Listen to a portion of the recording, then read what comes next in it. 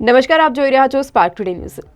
સુરતમાં આજે ભાજપ પ્રદેશ અધ્યક્ષ સી આર પાટીલજીનો જન્મદિવસની ઉજવણી કરવામાં આવી। મોટી સંખ્યામાં ભાજપના નેતાઓ તેમજ હોદ્દેદારો શુભકામનાઓ પાઠવવા તેમના નિવાસસ્થાને પહોંચ્યા હતા। ઉપરાંત સામાજિક અગ્રણીઓ અને ઉદ્યોગપતિઓ પણ સી આર પાટીલને શુભેચ્છા પાઠવવા પહોંચ્યા હતા। ડોક્ટરો તેમજ નર્સિંગ એસોસિએશન દ્વારા પણ તેમને જન્મદિવસની શુભકામનાઓ પાઠવવામાં આવી। પ્રદેશ અધ્યક્ષ સી આર પાટીલના નિવાસસ્થાને તહેવાર જેવો માહોલ જોવા મળ્યો। સુરત મહાનગરપાલિકાના હોદ્દેદારો તેમજ ધારાસભ્યો પણ જન્મદિવસની શુભકામનાઓ પાઠવવા માટે તેમના નિવાસસ્થાને પહોંચ્યા હતા। નમસ્કાર મિત્રો, આજે જન્મદિવસ નિમિત્તે ઘણા બધા કાર્યક્રમોના આયોજન દ્વારા આદરણીય પ્રધાનમંત્રી મોદી સાહેબના માર્ગદર્શનથી જન્મદિવસને લોકસેવાની પ્રવૃત્તિ દ્વારા ઉજવવો જોઈએ। મેં એક કાર્યક્રમ લિંબાયત વિધાનસભામાં કર્યો, ત્યાં લગભગ 3500 યુનિટ બ્લડ ત્યાં એકત્ર થયું છે।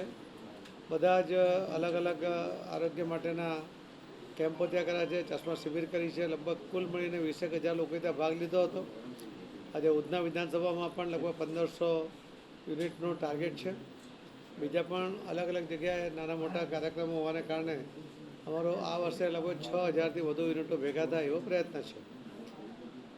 આ લોકસેવાની પ્રવૃત્તિને જન્મદિવસ સાથે જોડવા એટલા માટે કરીએ છીએ કે એનાથી લોકોને ફાયદો થાય। સુરત શહેરની જે રક્તની જરૂરિયાત છે એ સુરતમાંથી જ પૂરી થાય અને કદાચ બહારના લોકોને પણ જરૂર પડે તો અહીંયાથી આપી શકાય એ પ્રકારના બ્લડ કેમ્પો અહીંયા યોજાય છે। સુરતમાં રક્તદાનનો સૌથી મોટો કાર્યક્રમ વરાછા રોડ પર 22,000 એક જ દિવસમાં બ્લડ ડોનેશનનો કાર્યક્રમ પણ થયો છે। સુરતનો એનો રેકોર્ડ છે અને એ રીતે સેવાકીય પ્રવૃત્તિ દ્વારા જન્મદિવસ ઉજવવા માટે ભારતીય જનતા પાર્ટીના કાર્યકર્તાઓ પાસે જે અપેક્ષા છે એમાં એક કાર્યકર્તા તરીકે અમે આવા કાર્યક્રમો દ્વારા ટીબી પેશન્ટોને કીટ આપવું હોય, કુપોષિત બાળકોને કીટ આપવાની છે, એ રીતે પણ અમને મદદરૂપ થવાનો પ્રયત્ન કરીએ છીએ।